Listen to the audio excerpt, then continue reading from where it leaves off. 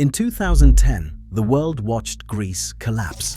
The debt, the bailouts, the riots, the ATM queues.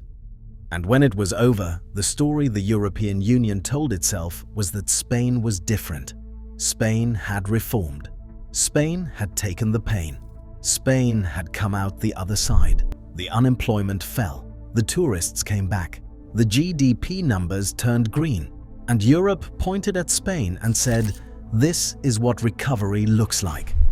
That story is a lie. Spain is not a recovery.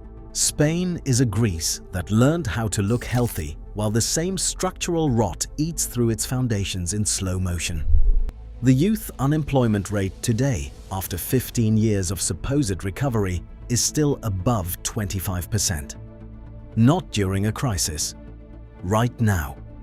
In what the IMF calls a booming G20 economy, 1 in 4 young Spaniards cannot find work in a country that is celebrating its own success. That number alone should end the conversation. It does not, because Spain has mastered the art of performing stability while quietly building the exact same trap that swallowed Greece whole. In this video, we are going to prove 3 things. First, that Spain's productivity crisis is so deep and so structural that the growth numbers are not a recovery at all. They are a disguise. Second, that Spain's pensions system is already mathematically broken, and the government knows it and is doing nothing. And third, that Spain has built an energy dependency so severe that its entire economic model can be held hostage by decisions made in Moscow, Riyadh, and Algiers. Greece was destroyed by a crisis it could no longer hide. Spain is being destroyed by a crisis it has become extremely good at hiding. To understand why Spain is the new Greece, you first have to understand what the Spanish miracle actually was. Because there was a miracle. Between 1995 and 2007, Spain grew faster than almost any economy in the developed world. Gross domestic product per capita rose by 50%. Unemployment fell from 23% to 8%. Spain built more new housing per year than Germany, France, and the United Kingdom combined. Entire cities expanded overnight. New motorways cut through empty Castilian plains. The cranes never stopped moving. The Spanish people were told that their country had finally arrived. That the centuries of relative poverty, the shadow of Franco, the isolation from modern Europe, was over. Spain was not just catching up with the North. Spain was overtaking it. Every single euro of that miracle was borrowed. Spain's total private and public debt as a share of gross domestic product went from approximately 150% in 1995 to over 350% by 2008. The construction sector alone accounted for 16% of gross domestic product at the peak of the boom. 1 in 8 Spanish workers was building something, not making things, not developing technology, not creating exportable products. They were building houses for other Spaniards to buy with money borrowed from German and French banks who were happy to lend because the euro made it feel safe. When the global financial crisis hit in 2008, the construction sector did not slow down. It collapsed. In 18 months, Spain went from building 700,000 new homes a year to fewer than 100,000. The unemployment rate went from 8% to 27% in 4 years. 27%. That is not a recession, that is an economic extinction event. 6 million jobs disappeared. An entire generation entered the labor market during a depression and never fully recovered. And here is the number that matters most. At the peak of the unemployment crisis in 2013, youth unemployment in Spain hit 56%. More than half of every young Spaniard who wanted to work could not find work. An entire generation lost its economic formation years, the years when you build skills, networks, savings, and professional identity. That generation is now in its 30s, and the damage done to them in those years does not disappear when the gross domestic product number turns positive. It compounds. But the fiscal rot is only half the story. Because beneath the unemployment numbers and the debt figures lies a productivity problem that no Spanish government has been willing to confront. And it is the productivity problem, not the debt, that makes Spain genuinely, irreversibly Greek. Here is the number that the Spanish Tourist Board does not put in its promotional materials. Spain's labor productivity, measured as economic output per hour worked, is approximately 20% below the European Union average. Not 20% below Germany, but 20% below the average of all 27 European Union member states combined. A Spanish worker on average generates less economic value per hour than workers in Slovenia, the Czech Republic, and Estonia. Countries that were communist dictatorships living on Soviet subsidies within living memory are now outproducing the 8th largest economy in the world per hour of labor. This gap is not closing. Between 2000 and 2023, Spain's productivity growth averaged less than 0.5% per year. Germany averaged over 1%. France averaged over 1%. Spain is running half the speed of its major competitors and calling it stability.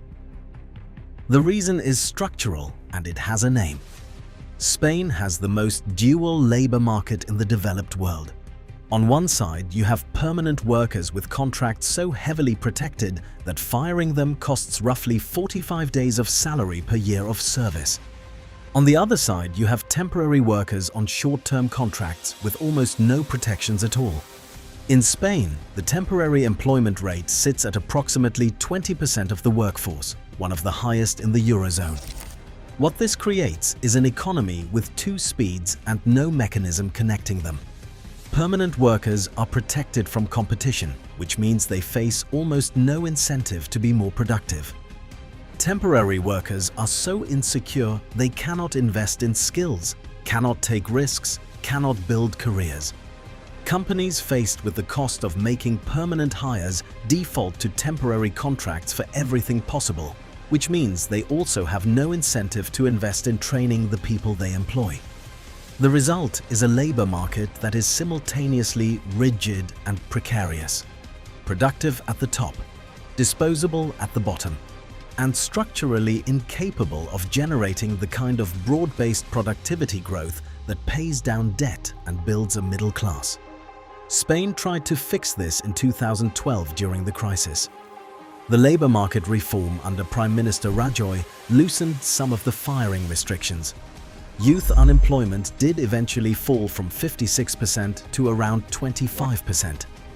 But the structural duality never went away. And by 2022, the new socialist government had partially reversed the reform, reintroducing protections that economists warned would slow hiring again. This is Spain's version of the Greek political trap. Greece could not reform because its political class was too corrupt. Spain cannot sustain reform because its political class is too fragmented. The country has been governed by minority governments and coalition arrangements for the better part of a decade. Every structural reform requires a coalition partner who has a union to protect, a region to appease, or an ideology that makes the necessary medicine politically impossible to swallow. Now let's talk about the pension system, because this is where Spain stops looking like a recovery story and starts looking like a slow-motion replay of everything that destroyed Greece. Spain spends approximately 12.5% of its GDP on pensions. That is already one of the highest pension burdens in the Eurozone. But the number that matters is not where Spain is. It is where Spain is going. Spain's population is aging at one of the fastest rates in the developed world. By 2050, Spain is projected to have the oldest median population of any country on Earth. Not in Europe, on Earth. The demographic arithmetic is not complicated. In 1975, there were approximately 5 workers for every Spanish pensioner. Today, there are fewer than 2.5. By 2050, there will be fewer than 2. The pension system is funded by workers paying into it to support retirees drawing from it. When you go from 5 workers per pensioner to 2 workers per pensioner, the math of the system changes completely. You either cut benefits, raise contributions, raise the retirement age, or the system runs out of money. Those are the only options. Spain's response has been to choose a 5th option: to borrow. The Spanish social security system ran a structural deficit for most of the last decade, requiring regular transfers from the central government budget to stay solvent. The government raided the Social Security Reserve Fund, the pension piggy bank that had been built up over decades of surpluses. The fund that was supposed to cushion the coming demographic shock is gone, and the demographic shock is still coming. In 2021, Spain passed a pension reform that linked future pension increases to inflation. The intention was noble: protect pensioners from rising prices. The consequence is that Spain has locked in automatic pension increases at precisely the moment when it can least afford them. If inflation runs at 4%, pensions rise 4%. If inflation runs at 6%, pensions rise 6%. The spending is automatic. The borrowing is automatic. The debt is automatic. Spain is building a fiscal time bomb into its social contract and calling it a reform. But the pension crisis and the productivity crisis together are still only part of the picture. Spain has a 3rd structural vulnerability that most economic analysis ignores entirely, and it is the one that could accelerate everything else. Spain is one of the most energy-dependent large economies in the developed world. It produces almost no fossil fuels domestically. It imports virtually all of its oil and approximately 40% of its natural gas from Algeria. Not from Norway, not from the United States, not from a stable democratic partner. From Algeria, a country that in 2021 closed its Moroccan pipeline in a diplomatic dispute, forcing Spain to scramble for alternatives, and that has used its energy leverage as a direct instrument of foreign policy. When Russia invaded Ukraine in 2022 and Europe discovered how catastrophically exposed it was to authoritarian energy suppliers, Spain should have been in the worst position on the continent. It survived the immediate crisis partly through luck, partly through emergency liquefied natural gas imports, and partly through Spanish households and businesses absorbing price spikes that were among the highest in Europe. But the underlying dependency did not change. Spain still imports the vast majority of its energy. Its industrial electricity prices remain among the highest in the Eurozone. And every major manufacturing decision in Spain, every investment in energy-intensive industry, every calculation about whether to build a factory in Barcelona or Stuttgart has to account for the fact that Spanish energy costs are structurally elevated and subject to political disruption at any moment. An economy built on borrowed construction, low productivity service jobs, and tourism from wealthy northern neighbors is not a diversified, resilient economic model. It is a beautiful, sun-drenched version of exactly the trap Greece built. Except Spain's version is larger, more sophisticated, and therefore more dangerous. Spain's total public debt stands at approximately 108% of gross domestic product. The interest payments on that debt are rising. Pension spending is locked in and rising. Energy costs are structurally elevated. The productivity gap is not closing, and the political system is too fragmented to pass the structural reforms that would address any of it. Greece had one catastrophic moment where everything fell apart at once. The bond market stopped lending. The ATMs ran dry. Photographs of pensioners crying outside closed banks went around the world, and the brutality of that moment forced a brutal response. Greece came out the other side with a smaller, cleaner, more honest set of accounts. Spain is not going to have that moment. Spain is too large, too important, too central to the European project for the bond markets to simply stop lending. The European Central Bank will buy Spanish debt before it reaches crisis levels. The European Union will extend flexibility, reschedule repayments, and find creative mechanisms to keep the numbers looking manageable. Just as it is doing with Italy. Just as it did for decades with Greece, right up until the moment it could not. The Spanish economy is not collapsing. It is being managed. And managed decline is the most dangerous kind because it removes the urgency that forces reform. Every year that Spain avoids a visible crisis is a year in which the pension system grows more indebted, the productivity gap widens a little further, the energy dependency continues unchanged, and the political window for structural reform narrows. Greece was allowed to pretend for 30 years. Then it was not allowed anymore. Spain is not heading toward a Greek-style crisis. Spain is already inside one. It just looks different.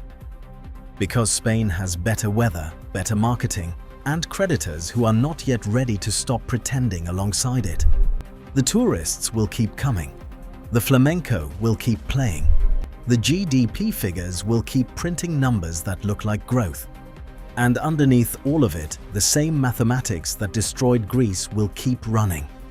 Quietly, invisibly, compounding with every year of borrowed time. This is not a country on the edge. This is a country that has been living inside a slow version of the Greek crisis for 15 years. The difference between Greece in 2010 and Spain today is not the fundamentals. The difference is that Spain is large enough that the European Union cannot afford to let the crisis become visible. So they manage it. They extend flexibility. The European Central Bank buys the bonds. The deadlines get pushed, the reforms get watered down, and the trap gets tighter every single year. Thanks for watching.